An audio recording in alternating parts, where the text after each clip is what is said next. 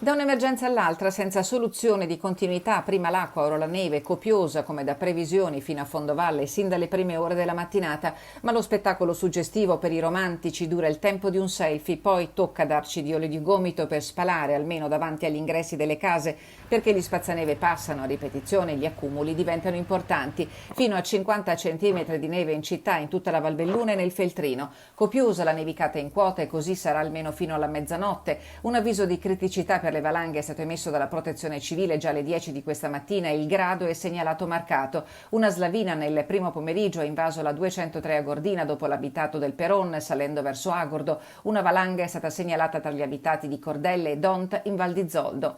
Nel capoluogo si sono attesi i canonici 5 cm di neve per permettere ai mezzi addetti allo sgombero di uscire e percorrere i circa 260 km di strade comunali, oltre 35 km di marciapiedi, 30.000 metri quadrati di piazze e parcheggi pubblici. In quota la nevicata ha assunto le sembianze di una vera e propria bufera sospinta dal vento. La neve ha raggiunto apporti consistenti nelle terre alte. I disagi a non finire per ripetuti blackout causati dal peso della neve sui cavi dell'alta e della media tensione, e l'allerta riguarda anche la probabile caduta di alberi o rami sulla sede stradale.